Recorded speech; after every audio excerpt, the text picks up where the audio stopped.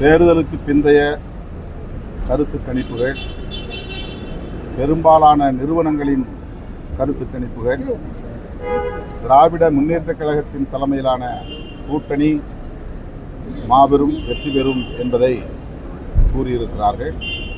திமுக தனித்து பெரும்பான்மை பெற்று ஆட்சியை கைப்பற்றும் என்றும் சொல்லியிருக்கிறார்கள். ஒரு சில நிறுவனங்கள் அதற்கு நேர்மாறான கருத்துக்களை கூறியிருக்கின்றன. களத்தில் நேரடியாக மக்களை சந்தித்திருக்கிறோம். அதன் அடிப்படையில் எங்களுடைய பார்வை